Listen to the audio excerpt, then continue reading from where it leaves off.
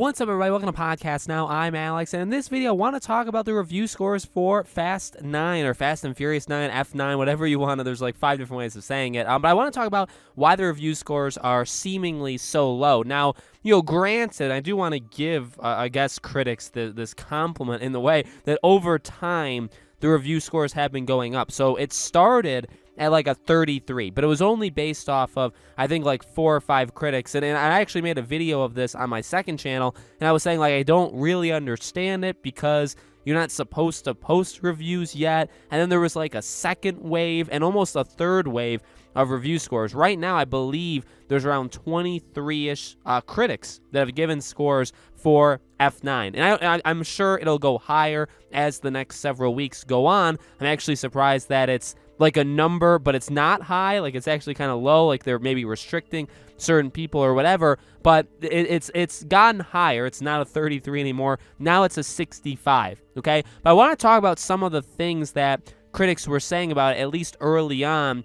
and then where it's kind of gone now, and then my opinion on it. So before I get too far in, before I kind of ramble on for too long, make sure if you guys do like this stuff, and I'll be covering F9 quite a bit once I see it. I haven't seen it. I haven't seen spoilers. Please, for the love of God, either hide your comment and say spoilers and then do like several spaces or, however you want to do it, but do not spoil it for me. Please, please, please. But make sure you guys are subscribed, bell icon turned on, and hit the like button. Definitely helps these videos out. And again, like, I'll be watching it night one. I'll be, doing a review. I'll be talking about the ending, all that good stuff. I cannot freaking wait for this movie. And that's, again, another thing people should know is I'm a huge Fast and Furious fan. So if you're going into this video thinking you're going to get a very moderate viewpoint of the Fast and Furious franchise, I'm sorry. Normally I do try to stay pretty neutral for things, but I have opinions. I have my own personal interests, and this is a franchise I'm so into. So yeah, I did get defensive of it, and I get that it's pretty hypocritical of me to call out reviews when I haven't even watched the movie yet, right? Same thing for games, like calling out a review. Maybe you can, depending on what they said, and that's the point. I think it's unfair if they say, okay, well, this specific part of the movie doesn't work or it doesn't land here. It's hard to say, no, that's not true, you're just a hater. It's hard to say that when you haven't seen the movie yet. You know what I mean? So that's hard to argue, but when you see people, and the early wave of Fast and Furious reviews were very much the same thing, and what that was this: it's too over the top. They finally did it. They finally went too far for some people, and that, it just kind of breaks the entire thing. And I have just, I think that's just fundamentally hard to agree with, or just wrong. It honestly goes to, because it's difficult, right? For Fast and Furious, I'm a huge fan. You could say like Pirates of the Caribbean. So Pirates of the Caribbean is my favorite franchise. I'm a diehard Pirates fan. There's one.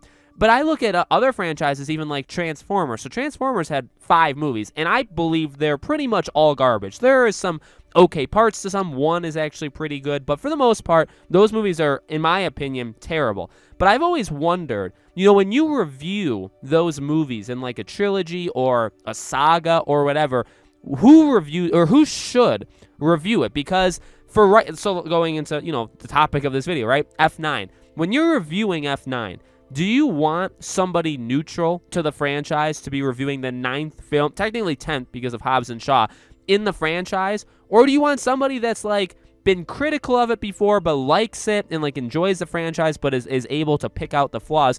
Who do you want? And like, I know the second one, I kind of made it sound like that's the one that you should go for, but it's an honest question, because it sure seems like the people that are saying it's gone too over the top, who are these people? Now, I don't want people twisting my words. I do understand there are Fast and Furious fans that were big fans of at least the first 3, even Tokyo Drift, which I cannot believe personally, but, fans of the first 3 that have just jumped off because it has gotten so far away from what it was. I understand that, and I'm not saying anything against that one. You know what I mean? It's just that if you've been here since 5, I don't really know what 9 can do to go so high. And I don't even know what that, you know what I mean? Again, like, without seeing the movie, I guess it is difficult to say. But to go so over the top in 9, but like 5, 6, 7, 8, specifically 8, like those 4 are very much over the top. 5 lost a lot of people, 6 lost a lot, and it just kept going, which is funny because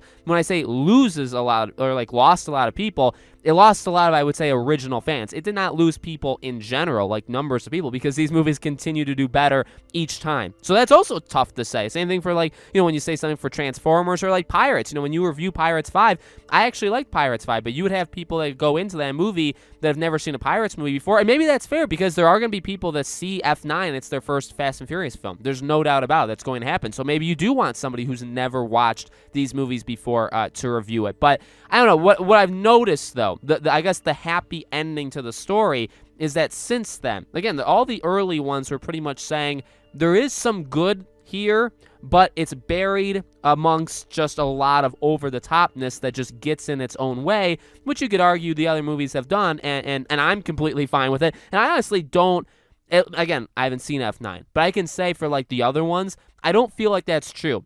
Yes, there's memes and all this kind of joking stuff with, like, family and stuff like that, but I really think the central messages and the emotions of each of these movies, whatever they're trying to do in each one, I personally feel they do come out in the movies.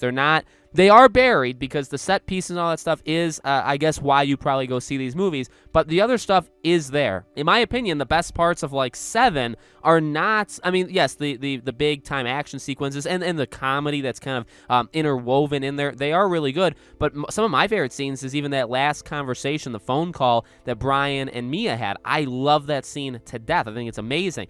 In 8, when Vin Diesel, or, when Dom is getting very, very upset at Cypher because, he's there alone and all that kind of stuff, and he screams at her. Like, there's a lot of emotion there that you've never really seen Vin Diesel do or Dom do in these films that I think is actually really, really good. So I do think to me that's what makes this franchise special. Is, yes, a lot of casual people would just go see it, and they do, and that's completely fine for, like, the action and the over-the-topness, and obviously there's a lot of jokes and stuff that can come from that, but there really is a story to tell in these movies. There really is heart. There really is I don't know, I guess you can't really connect with them. Sometimes you can, but these are characters that we love. Otherwise, I mean, this would never have worked. If we didn't care about these characters whatsoever, the films flat out would have died at some point. It would have just stopped because, like, if you don't care about Dom, these movies are not going to work. So again, happy story or happy ending to the story is that the reviews have built from there. It had a 33, now it's at a 65. I think last time I checked, like a few days ago, even from when I'm recording this, it was at like a 62 or 63. So it's slowly going up. Now, I want to just say the scores, and this is on Rotten Tomatoes, by the way, and I don't care. Truly, I don't care. I mean,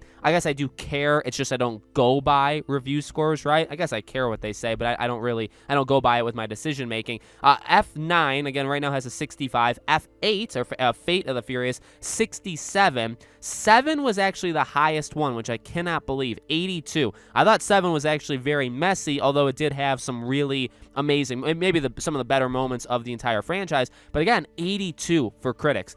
6, which is my personal favorite one, got a 70. 5 got a 77, and then so on. 4 got a 28.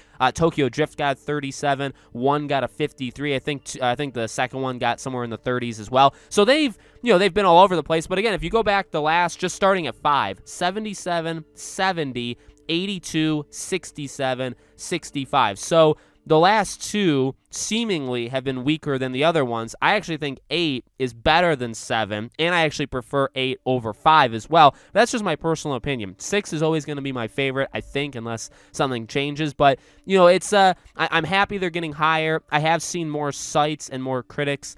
The ones that are saying stuff now are saying, yeah, it is over the top, but there is also a lot of really good stuff to love. So I think really that's what catches people up. You know what I mean? It's really just a matter of, and again, I mean, it's tough to say without watching the movie. I mean, maybe I'll watch it and I'll say, you know what? No, I agree. There's too much action. It got away from what I think Fast and Furious is, and I don't like it. You could hear me saying that in a little less than a month from now. You know what I mean? But as of right now, just looking at what people are saying, it seems to be whether or not, like, you have accepted what it's become, where it's like there is a lot of noise, there's a lot of big things that maybe can get distracting, but there's also other stuff, and it's just how much you value that. That seems to be the divide that we've seen from people that have said it's terrible to people that said, no, it's actually really good. So definitely want to hear from you guys in the comments below. Again, please don't spoil anything unless if you hide it where you have to do like read more, if you want to do that, that's totally cool. I don't like to police comments. I never really do that. So I guess if you spoil it, there's not much I can do to stop you. Maybe I could remove your comment, but I don't want to be spoiled.